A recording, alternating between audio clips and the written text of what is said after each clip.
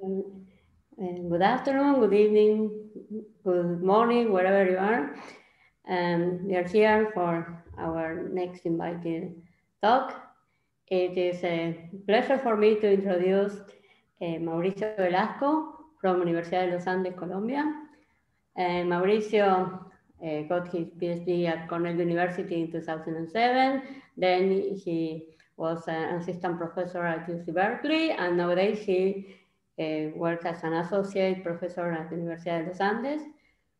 He is an expert in algebraic geometry and its applications, commutative algebra, symbolic computation, and optimization, well, a lot. And today he will discuss some results on non-negative polynomials on algebraic curves and surfaces. Thank you, Gabriela. Let me share my screen and make sure that everybody can see it. Can you guys see the slides? Yes? Yeah. Okay, good. So first of all, thank you, Gabriela, for the introduction.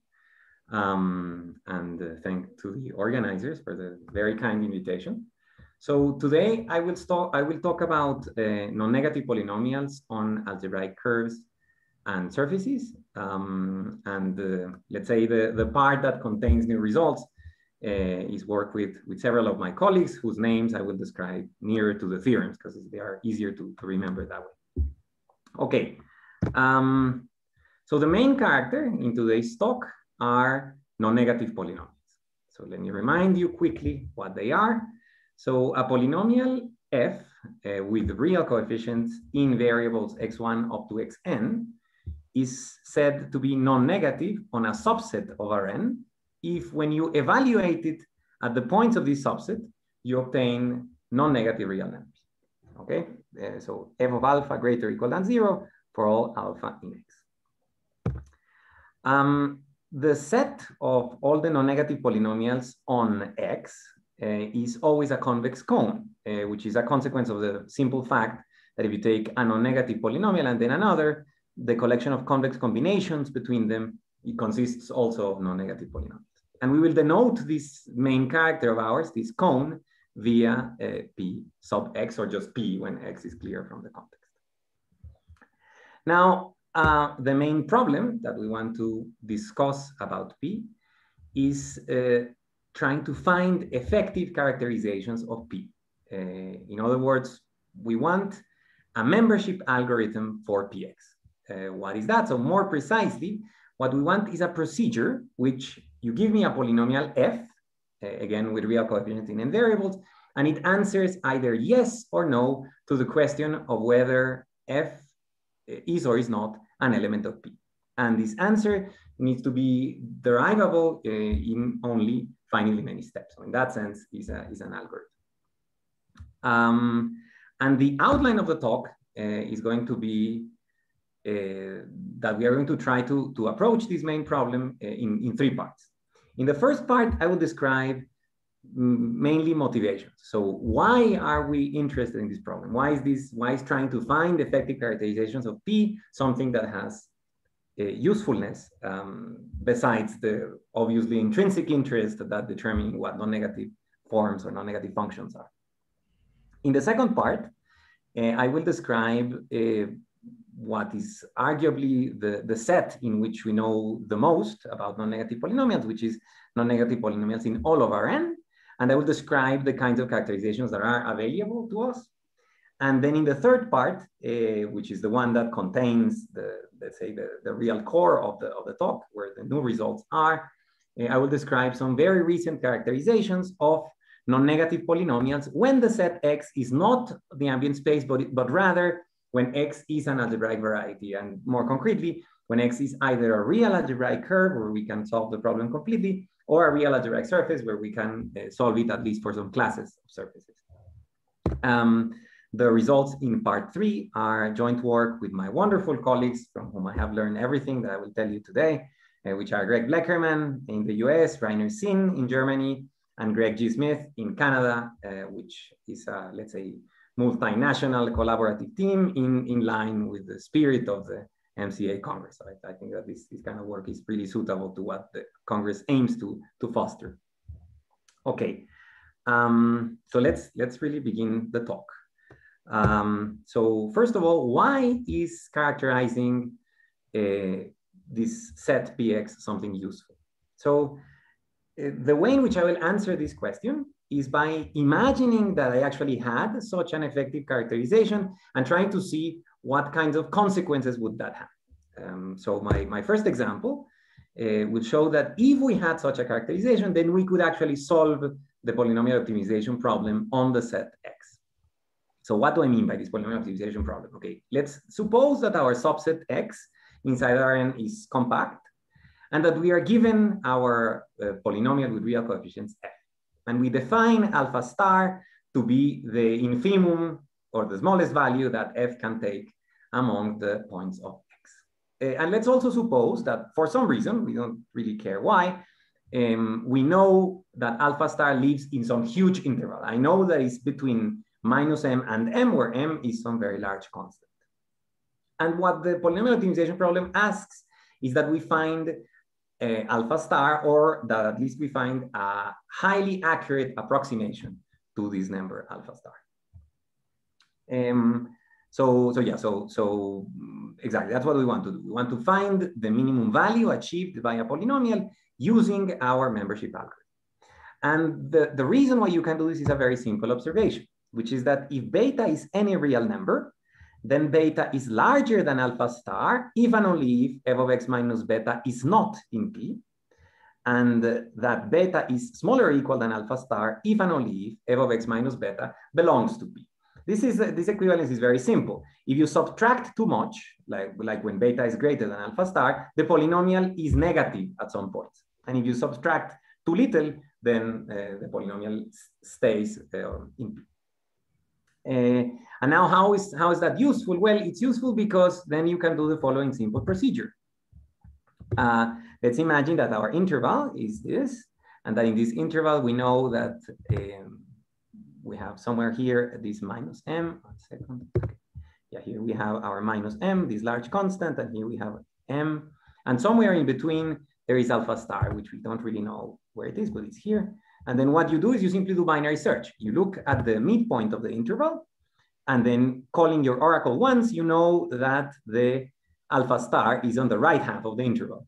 Then you look at the midpoint again, and calling your oracle, your membership oracle, you find out that alpha star is on the left of that half interval.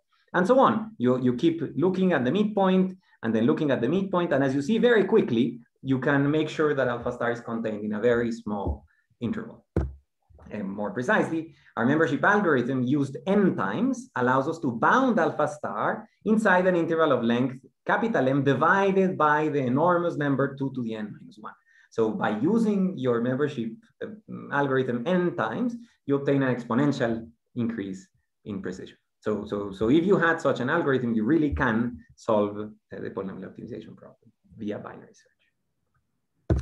But this is not the end of the story. If you had a membership algorithm, thanks to the algorithmic theory of convexity, you can also optimize linear functions over the set of non-negative polynomials. More precisely, I'm going to describe a theorem of, I think, Udina and Nemirovsky, which you can see in, let's say, more modern form in the book by Grötschel, Lovash, and Schreiber from '93, which says the following.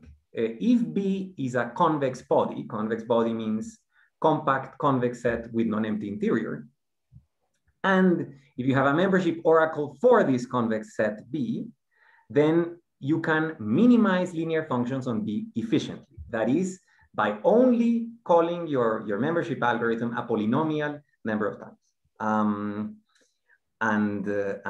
So if we had a membership algorithm for P, then we would have a membership algorithm for slices of P, and you can find slices of P which are convex bodies on which you can apply this theory. And in practice, this allows you to have a lot of new flexibility. So I'm going to try to describe this flexibility here. A membership algorithm will allow us to formulate and then solve polynomial optimization problems where the variables are polynomials, and you have affine linear constraints and also non-negativity constraints. This is the interesting thing. You can have polynomial optimization problems with non-negativity constraints. And it turns out that there are many, many, many, many instances of such problems, okay? And my example 2 is simply mentioning that there is a huge gallery of choices. That there are many, many problems that you can approach with these ideas and that people have been approaching since the year 2000, which is when all these new techniques started, mainly thanks to the very good work of Jean-Bernard Lasserre in France and Paulo Parrillo in the US, which discovered this independently and were motivated by earlier work offshore in the Soviet Union. So, okay, the point is, once you are able to solve this large class of optimization problems, you can attack problems in all areas of mathematics. And I just chose a small collection of examples. I wanted to perhaps do an explicit example, but the number of prerequisites you need to describe any of these is too long, and it simply did not fit in the talk. So you will have to just see the list. So for instance, you can use this method to construct Lyapunov functions for polynomial dynamical systems. You can use these methods to estimate the optimal value functions in deterministic and stochastic control theory. You can use them to find Nash equilibria in polynomial games. You can use them to bound expected values of random variables, giving information about their moments. And you can also use them for what's called polynomial machine learning. All these are areas, each of these areas would warrant a 1-hour talk by itself. And is really quite exciting development. The fact that these semi-algebraic questions can have so many applications outside of their original realm.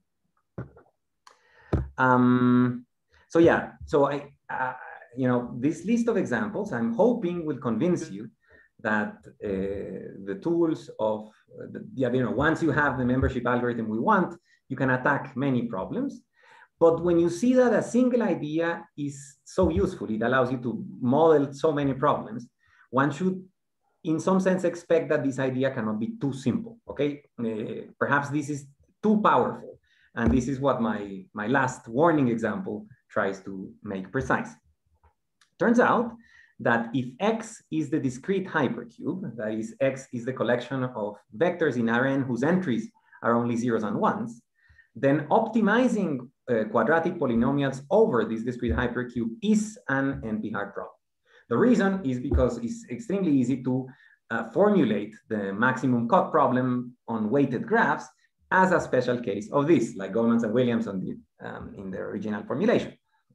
So what this means is that deciding membership on Px when X is the discrete hypercube should be in general difficult, because if you had a too efficient algorithm for deciding membership in P, you would be producing, for instance, a polynomial time algorithm for NP-hard problems. And that is something that we think is highly unlikely. Okay, so yeah, so there's a warning in that technique. So we would really like to have a membership algorithm for P. If we had one, it's useful, but it cannot be too efficient, because otherwise we would be proving that P equals NP. And I think that this ends part 1. This was the motivation. So now I'm hoping that you are as interested as I am in trying to find this membership algorithm for P. And now what I will do is we will focus in the case when X is equal to Rn, when X is the whole ambient space, and we'll try to describe what is known in this case. I am going perhaps a little bit faster than I thought, so if there are questions, please do not hesitate to ask them. I will do a pause at the end of part 2 with the aim of fostering questions, but if you have something that's burning in your mind, please do it. Yes. Mauricio? Dime.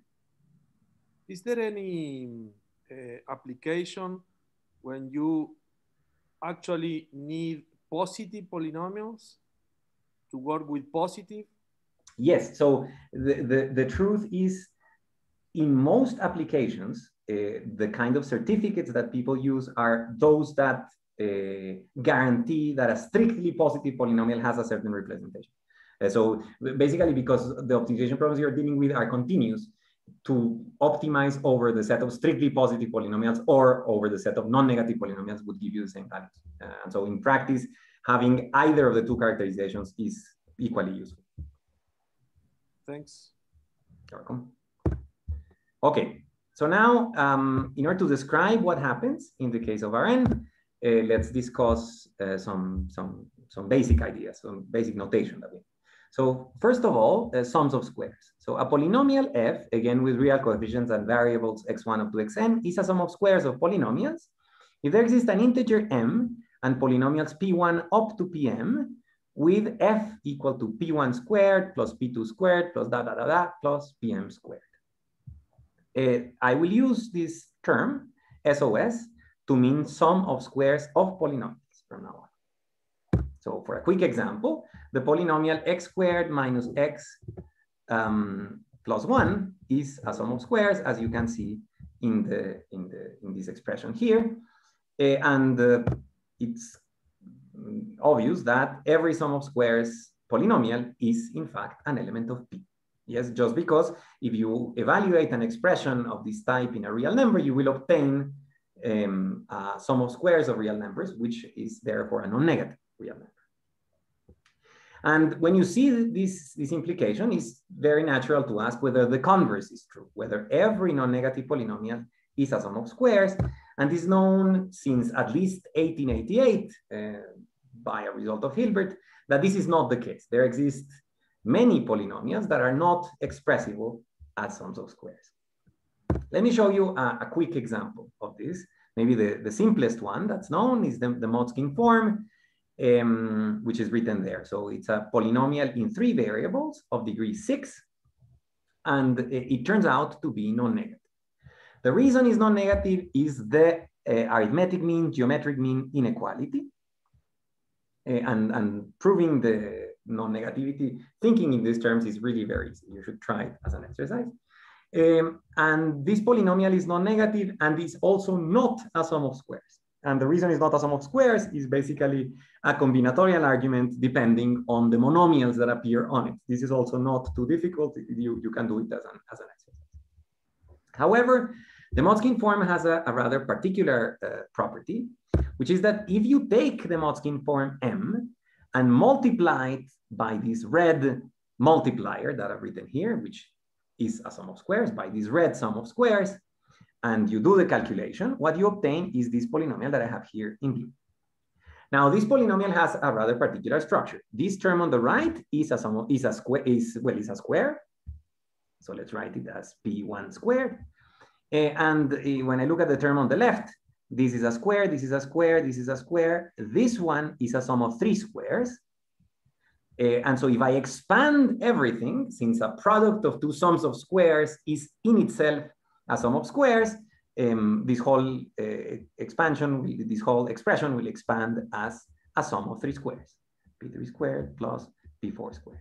So what I'm saying is the Motzkin polynomial is not a sum of squares, but after you multiply it by this sum of squares g, you obtain a new polynomial, which is in itself a sum of squares that we are going to call h. Or equivalently, if you pass g to the denominator, what we are saying is that you can write m as a sum of squares of rational functions, not of polynomials, but of rational functions, where one has to be a little bit careful about this equality.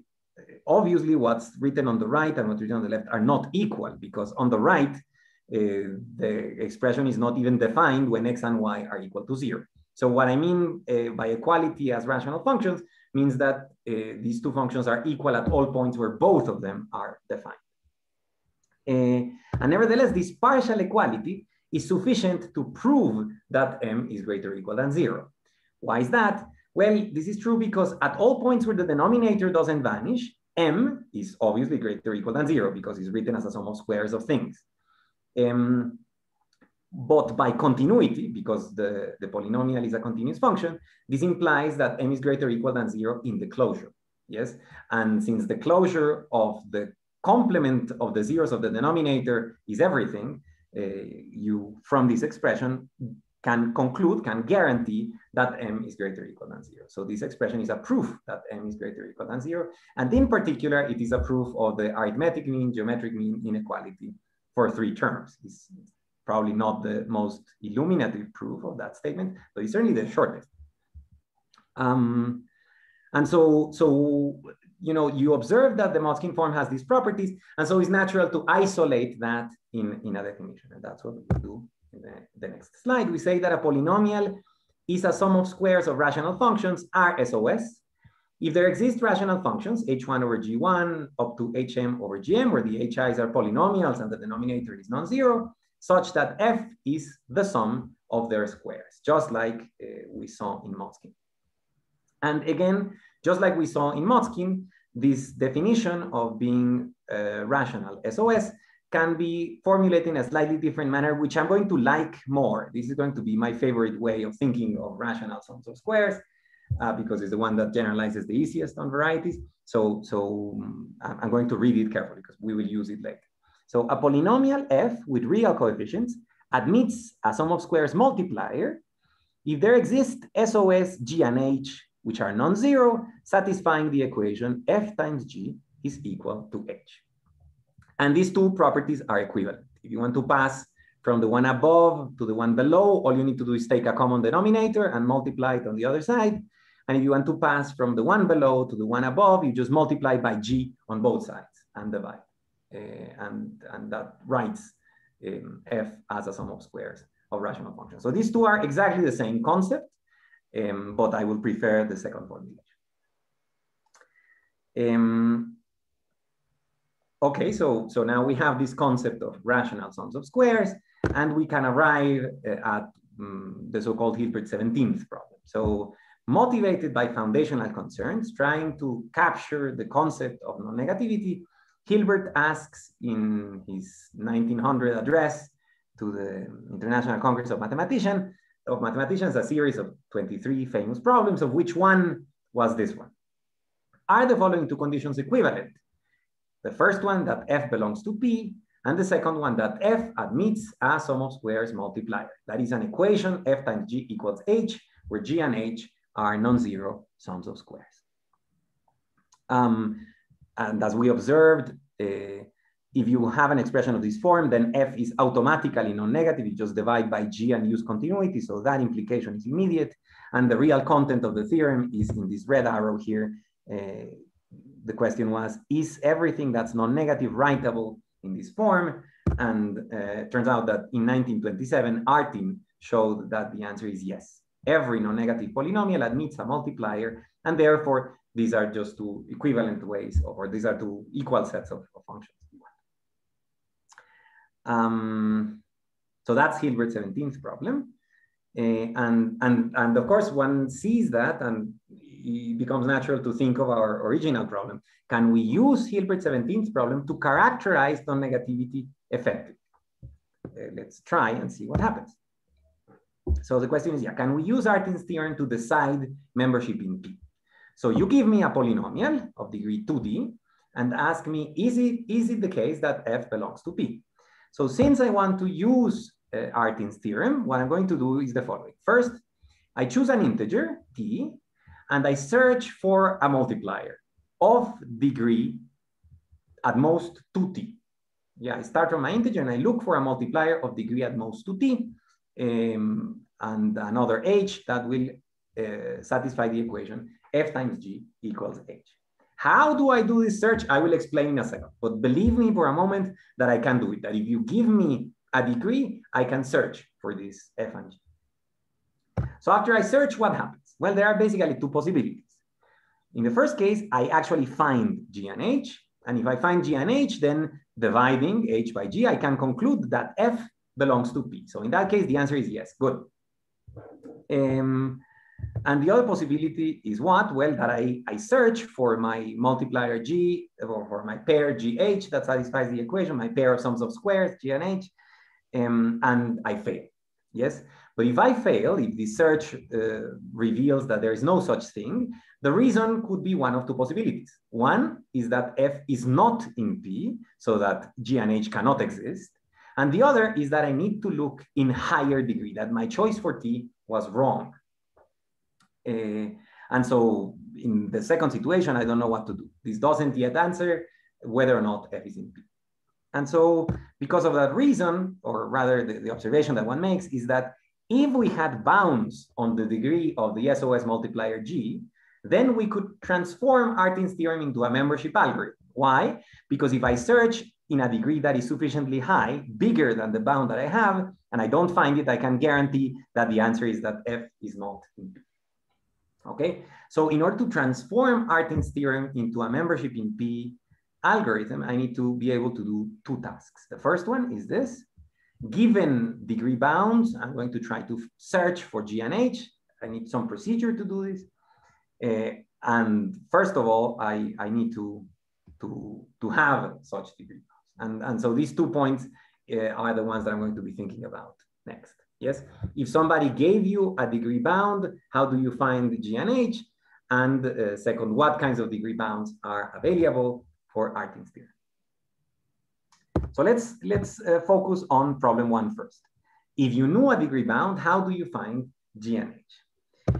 The method is really based on a very fundamental, simple but extremely useful relationship between positive semi-definite matrices and sums of squares, which I'm going to explain by example. This is really, so if the talk has too much information and you're lost and whatever, and you want to keep just one thing from the talk, let it be this thing that I'm about to explain. It's a simple idea, but it's really awesome. So this is how it goes. Let's suppose that M is the vector of all monomials of degree at most D. In order to fit in the slide, I put just one variable, just the variable X, and I chose D equal to 2. Yes, but in general, imagine that M is the vector of all monomials in many variables of degree at most D, ordered in some way, it doesn't matter what. And let B be a matrix with real entries, anything, I just put some random numbers. If I take B and multiply it by M, I obtain a vector whose components are now polynomials, linear combinations of the elements of my basis of monomials, so polynomials of degree at most D. And if I look at the squared norm of this vector, if you think about it like this, the squared norm of a vector is just the sum of the squares of its components. And so what you get is an expression like this, a sum of squares of polynomials. Of course, this norm squared is something that you can also compute in this way. The norm of Bm squared is M transpose times V transpose times B times M. And you can put parentheses here and call this product A. So what we are seeing is the following.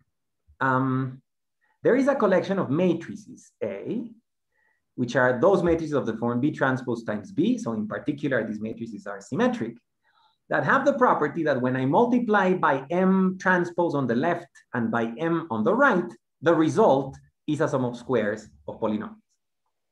And it's very easy with the exact same reasoning we followed to convince yourself that the converse is also true, that if you have any sum of squares, then there exists a matrix A of the form B transpose times B. A is a matrix of real scalars, such that M transpose AM is equal to your sum of squares. So you isolate this class of symmetric matrices and call them positive semi-definite. Definition, a symmetric matrix is positive semi-definite, denoted like this, if and only if you can write it as B transpose times B for some B. And it's an exercise that such matrices are exactly the same as matrices, symmetric matrices, all of whose eigenvalues are non-negative. Now, this simple example that I just described can be made into a theorem, and this has been done separately in the past by many people, for instance, Parrillo and Lasserre, which just summarizing what I just said earlier. If M is a vector with monomials, with all monomials of degree at most D, then a polynomial P of X is a sum of squares of polynomials of degree at most D, if and only if there exists a positive semi-definite matrix satisfying this equality, where P is M transpose AM. Where here, what I want you to do is look at this equality and remember that A is my variable, and so that this equality is really a collection of affine linear equations on the entries of the matrix. Okay, this equation might look nonlinear at first, but it's not. It is not because my variables are the entries of A. And so, for instance, if I gave you a polynomial and I asked, is this polynomial a sum of squares? That is equivalent, by what we just discussed, to the question of whether there exists a positive semi-definite matrix satisfying a collection of affine linear constraints. And that is called a semi-definite programming feasibility problem. And it's known that such problems are decidable. There is an algorithm that will tell you whether or not this A exists, but its exact complexity is at present not known in any model of computation, either real or the bit model of computation. Nobody knows the actual complexity. This is a huge open problem of much, much interest. What's the exact complexity of semi-definite programming feasibility? And that's what you would need to solve to check whether a polynomial is a sum of squares. But this is if you want to do everything exactly.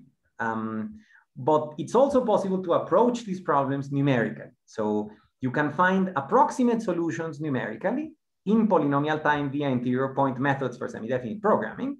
This will give you a typically strictly positive definite matrix, which approximately satisfies the equality that you want. And then looking at that solution, you can often round it and obtain an exact certificate. So although the exact complexity is not known, in practice, you can often solve these problems very fast. And there is excellent, well-implemented industrial software that will allow you to do it in practice. Okay, so how does this relate with our finding G and H, given our polynomial F and a degree bound T? Well, it's really exactly the same. What you do is you look at the space of symmetric matrices that are that have this block form, where the blocks are positive semi-definite and satisfy this linear equation in the coefficients. Okay, remember F is a given constant, M are the monomials of degree up to 2t, and so you absolutely need the degree bound to be able to do this, and N corresponds to the monomials of degree up to, let's say, T plus D, where T is the degree of G and D is the degree of F. And this object here is a positive semi-definite matrix with a collection of affine linear constraints. And so if you have degree bounds, and this is really what I'm trying to emphasize, if we have degree bounds, then finding the G and the H can be reduced to semi-definite programming feasibility, and in particular can be approached numerically in polynomial time with the methods with the interior point methods of SD. So it's something that you can really do. I mean, there is software that actually does this. It's really very spectacular. Yeah. Mauricio? Yes.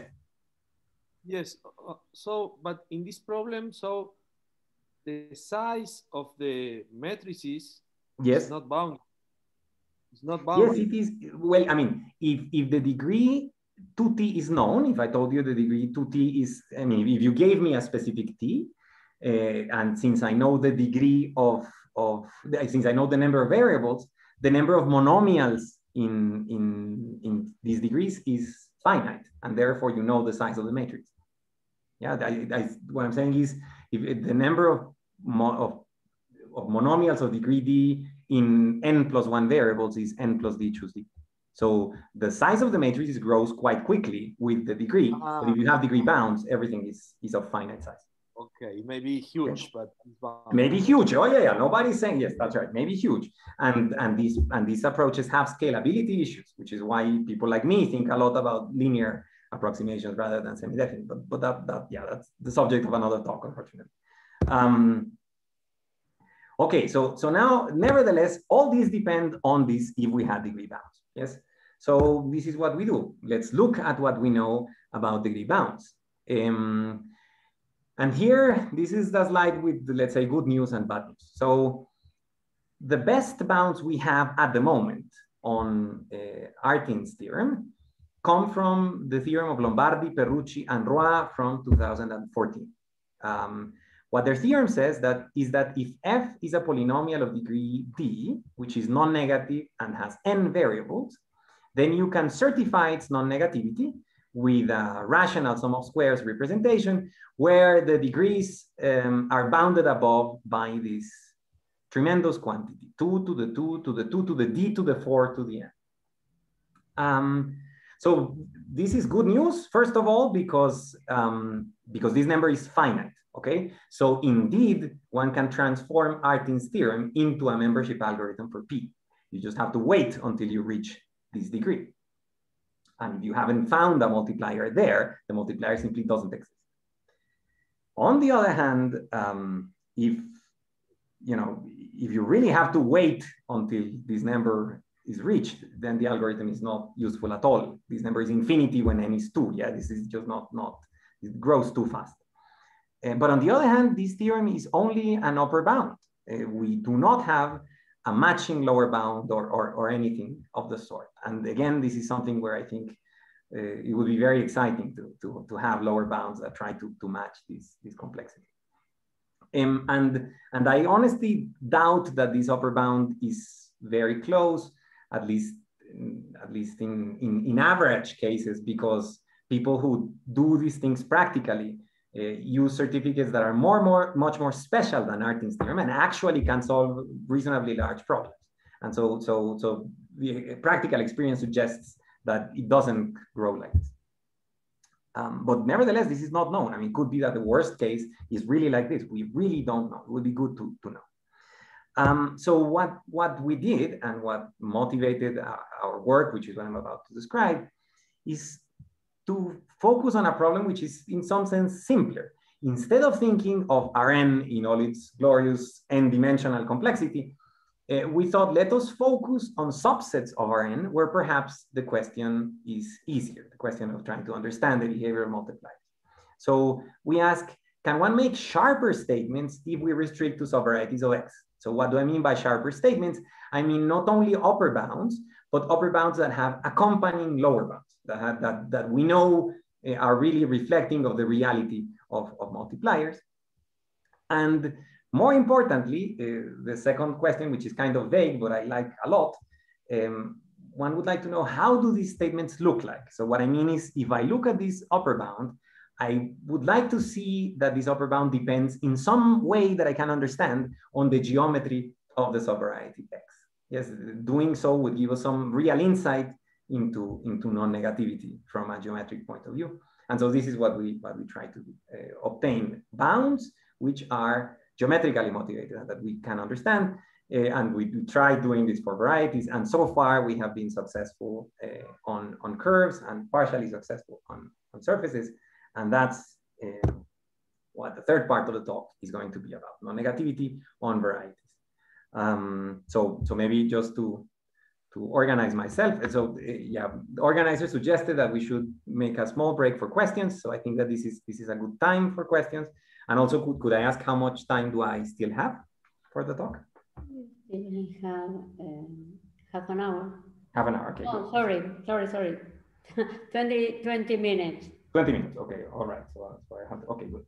Thank you. Are there questions? Yes. You said that there are no lower bounds. Well, there are some, but examples, families of polynomials who gives some insight.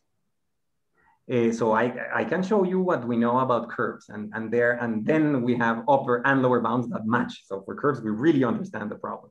In Rn, I don't know much really. So there are some actually. So there are some which were achieved by understanding points, not even curves or surfaces, by Greg Blekherman, Joao Gouveia, and I think Pfeiffer is the third author, and they proved some lower bounds by focusing on what happens on points. But it's very, very far from this tower of exponentials that we have. Yeah, of course. Yeah. Okay. One question. Yes. One thing I understand, you have upper bounds on the degrees of polynomials, but even if the degree of a polynomial is bounded, there are infinitely many polynomials. Right? So, that's right. But to search inside these infinitely many polynomials, you use semi-definite programming. Okay, so the way it goes is you give me an upper bound, and then with that upper bound, I am able to search in the infinitely many polynomials using the methods of semi-definite programming. Thank you. Okay, so part 3, non-negativity on varieties. So to speak about varieties, the main, or something that we have discovered is that an important first step is to put yourself in the right context. And so far we think that the right context is that of projective varieties. So I will describe this with a bit more precision. So a real projective variety is a subvariety defined by a radical homogeneous ideal. So a variety of projective space defined by a radical homogeneous ideal with real coefficients. We will denote by R the quotient of the polynomial ring by this ideal, and we will call it the homogeneous coordinate ring. Now, the homogeneous coordinate ring is graded, and it's a real algebra. So the graded components are real vector spaces, and in the even components that are real vector spaces, there are two convex cones that are very important for us. So the first is the cone of non-negative forms. So P2S is the cone of forms of degree 2S, which are non-negative on the real points of the variety. So P is again the cone of non-negative forms, if you want. And there is sigma 2S, which is the cone of sums of squares of forms of degree S. So sums of squares of degree 2S, which are obtained by summing the squares of a collection of forms of degree S. As before, sigma 2S is contained in P2S. And now we can speak about multipliers on varieties in exactly the same way we did in Rn. So definition, if F is a form of degree 2J, we say that it admits a sum of squares multiplier if there exists G in sigma 2K, which is non-zero, and H in some sum of squares such that F times G is equal to H. Okay, so it's exactly the same thing as before. F is a form of degree 2J, G is a sum of squares of degree 2K, and H is a sum of squares of the only degree that will allow us this equality to be true, namely 2 times K plus J. And the equation F times G equal to H is satisfied in the coordinate ring of the variety. Turns out that under weak assumptions on our variety X, having an expression of this form implies that F is non-negative. The reason is that you can divide by G except on the zeros of G. And so you need some conditions to make sure that the zeros of G are set with a sufficiently small interior so that it doesn't ruin the non-negativity for F. But under these very weak assumptions, having an expression of this form is a proof that F is a non-negative form. But of course, the interesting direction is always the opposite. Question, this is the main question. If F belongs to P and has degree 2J, what's the smallest K such that F admits a multiplier G, which is a sum of squares of degree 2K? If we prove that this smallest K exists, then we would be proving Artin's theorem on the variety. And if we produce a bound for this multiplier, we would be getting the degree bounds we're looking for. So finding the degree bounds would do both things. We'll show that Artin's theorem is true on the variety and will give us a way to compute it effectively using semi-definite programming, just like before. The fact that we are on a variety doesn't change. So now I'm gonna tell you, let me tell you the answer. So what's the multiplier that you need on algebraic curves? The degree multiplier will end up depending on the fundamental invariance of the curve. So I'm going to remind you very quickly of what these invariants are. So let X inside Pn be an irreducible algebraic curve that's not contained in any hyperplane. This variety has a Hilbert polynomial, which is a linear polynomial because the variety has dimension 1. And this Hilbert polynomial is of the form b times t plus 1 minus pa. It's a linear polynomial, so the coefficient accompanying t is called the degree of the curve, and the 1 minus the pa in the constant coefficient is called the arithmetic genus of the curve. So given the curve, you can compute the degree and the arithmetic genus easily. And finally, there is another numerical invariant, the Hilbert regularity, which is the point after which the Hilbert polynomial and the Hilbert function of the variety coincide. So if you're not familiar with Hilbert polynomials and Hilbert functions, doesn't matter. What I'm saying is you're given the curve via its equations. From the equation, with say Grodmer basis or some effective procedure, you are able to find these three integers: the degree, the arithmetic genus, and the Hilbert regularity. And I'm going to describe the bound in terms of these three invariants. Something important is that the arithmetic genus is intrinsic to the curve, while the degree and the Hilbert regularity depend on the way the curve is embedded in projective space. Okay, here are some technical assumptions that I will not discuss now, but are easy to achieve. And now I can answer the question. So this is joint work with Greg Blekherman and Greg Smith. So what you do is the following: define the number kappa of x to be the maximum between R, the Hilbert regularity,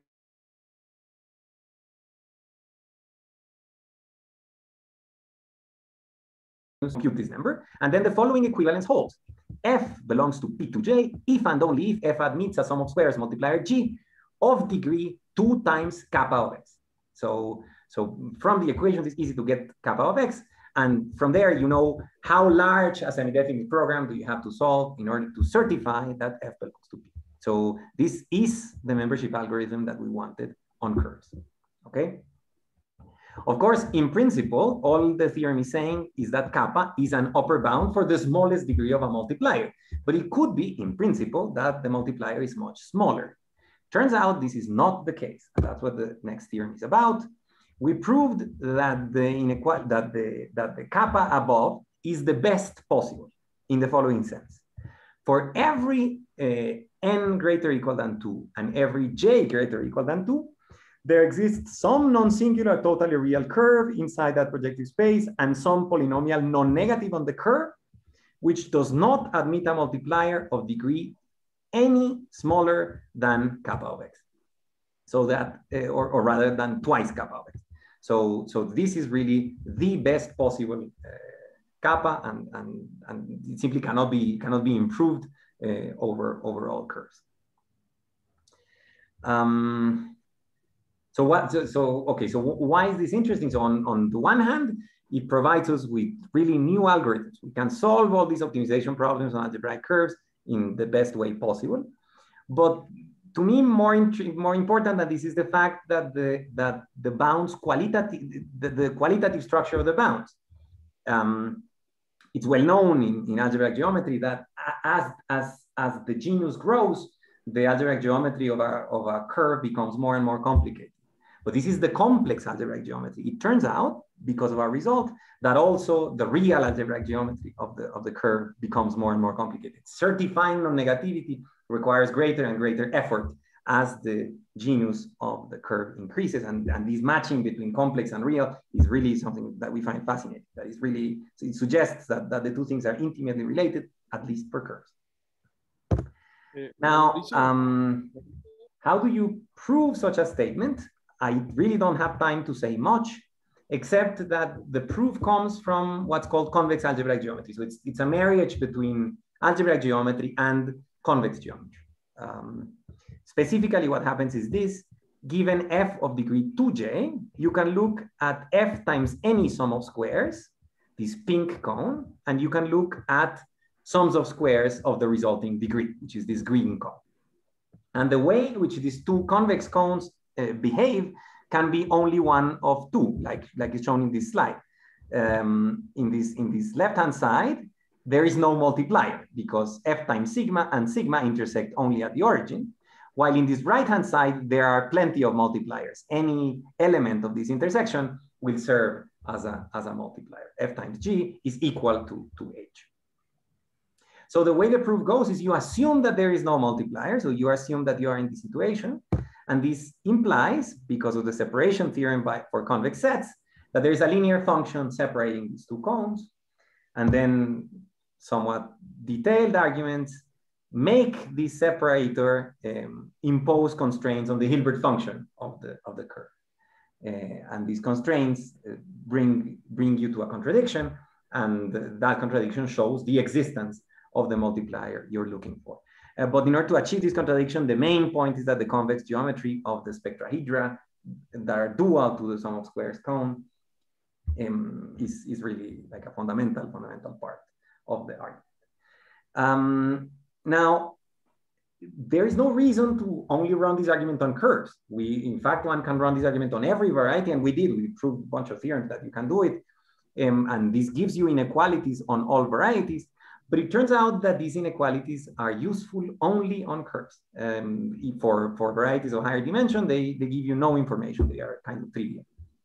And so in order to work on surfaces, which was the next thing that we wanted to try to understand, we needed some radically different ideas. And so what we did is, again, look at history and try to use that as inspiration. So in 1893, Hilbert proved the following theorem on ternary forms.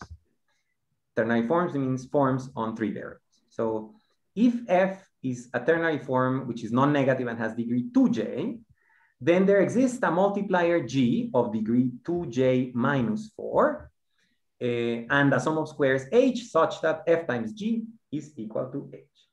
So you look at this theorem superficially and you say, no, but it's the same thing as before. Where is the difference? The difference is that now the multiplier is not required to be a sum of squares. The multiplier is anything. It's only an element of R, not an element of sigma. Nevertheless, when you look at this equation and the fact that G has smaller degree, well, first of all, the equation implies that G has to be non-negative. Yes, because F is non-negative and H is a sum of squares. So you divide, this implies that G is non-negative. And so you can try to apply this same argument, this same theorem again, but using G in the place of F and continue inductively. So let's do that. You just take F equal to F0 and you apply the theorem once, then you take F1 and apply the theorem again, and so on. Where what's the point? The S's are sums of squares because that's what's guaranteed by Hilbert's theorem, and the degrees of the Fi's are decreasing. It decreases by 4 at every stage. The degree of F1 is that of F0 minus 4, the degree of F2 is that of F1 minus 4, and so on. So since you keep decreasing by 4, eventually you reach either the case when the degree is 4 or the case when the degree is 2, because you started from an even degree. And it turns out that for degree 4 and degree 2, P and sigma coincide. So at the very end, you have no multiplier, just F is S. And then looking at all these equations, you can use them to basically rewrite F0 as a ratio of products of sums of squares. And since a product of sums of squares is itself a sum of squares, you obtain a rational sum of squares decomposition for F0. And in particular, you obtain a sum of squares multiplier of degree which is quadratic in the original degree of F. Okay, so Hilbert's method, which was constructing non-negative multipliers, can be used inductively to produce quadratic sum of squares multiplier. And so what we try to do is ask, well, can you do this for general surfaces? And of course, when you are dealing with ternary forms, there is a natural concept of degree. Yes, forms of degree 2j. But when you're dealing with an abstract surface, you don't really have a concept of degree. What you have is a collection of line bundles on this surface. And you can ask, when does a line bundle support multipliers for another line bundle? Let me clarify, what do I mean by that? So the main question is, when does Q, a line bundle, support non-negative multipliers for P, another line bundle? What this means is that for every non-negative section of 2P, there exists a non-zero G in 2Q such that F times G is a sum of squares. It's exactly the same definition as before, but F and G are no longer polynomials, but rather sections of an even power of global sections of an even power of a line bundle on my algebraic surface. And what we proved is a completely geometric analog of Hilbert's result. We proved that under some assumptions on your surface, if P and Q are Cartier divisors, then there are conditions, which I will read in a second, which allow you to conclude that the line bundle Q supports multipliers for the line bundle P. And if Q is smaller than P in some sense, for instance, if it has less sections, you can keep repeating this procedure and at the end construct sum of squares multipliers, which is ultimately what we are trying to get. Now, there is no time for me to describe these conditions, but the point, and something that I want you to really see, because it's very interesting, is that these inequalities depend only on the dimensions of the cohomology groups of line bundles on the variety, which is, again, something that is purely complex. It's something that you can do after passing to the algebraic closure and forgetting the real structure completely. And so these inequalities in cohomology groups are enough to guarantee that Q supports multipliers for P. I don't have time to explain the general results. However, I have time to show you a very quick specialization of this. So for instance, if you specialize everything to the case of toric surfaces, then you end up analyzing the behavior of polygons, because polygons correspond to line bundles in the toric case. And for instance, one can ask the question, does the pink triangle P, or sorry, does the green triangle Q support multipliers for the pink triangle P? What does that mean in terms of polynomials? It means that every polynomial whose support, that is, whose collection of monomials is contained in twice the pink triangle, admits a multiplier supported in twice the green triangle. That's what the kind of question that we want to ask. And it turns out that one can reduce this existence of multiplier question to something purely combinatorial. And this is what our previous theorem, this complicated theorem, specializes to this very simple statement. You give me the polygons P and Q, and I only check this inequality. Is it the case that, so the Q is smaller than P, is contained in P, and all I need to do is check that the number of lattice points in twice Q must be strictly more than the number of lattice points in the interior of P plus Q. And if that happens, then Q supports multipliers for P.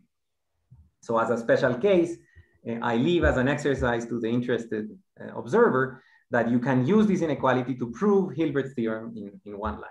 Just prove that Hilbert's trick, passing from forms of degree 2j to forms of degree 2j minus 4, really corresponds to passing from this pink triangle to this green triangle, or rather continuing this. Yeah, you do it a lot, just with a sequence of triangles which differ by 2 every time.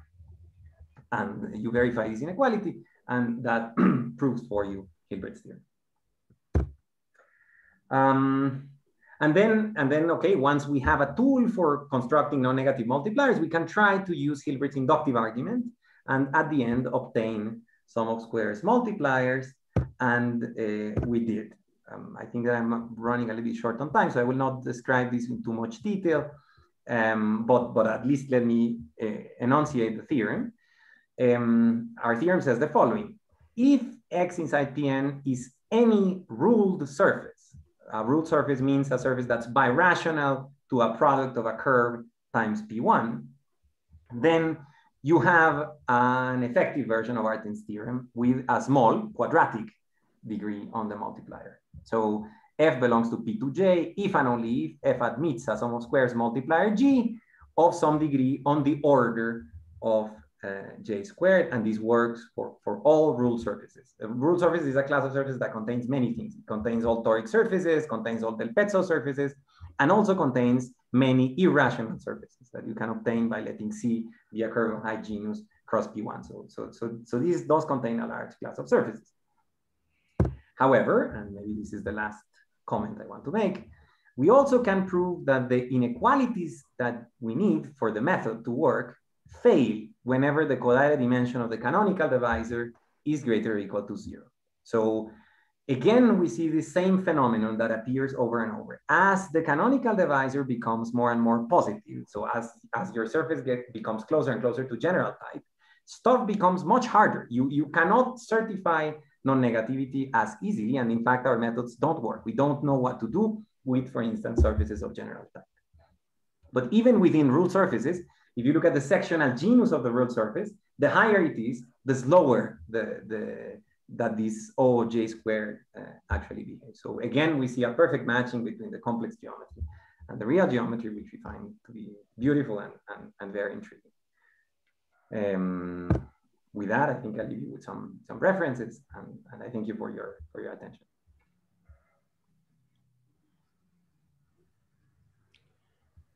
Well, thank you, Mauricio, for this excellent talk. Well, Somebody has a question for Mauricio?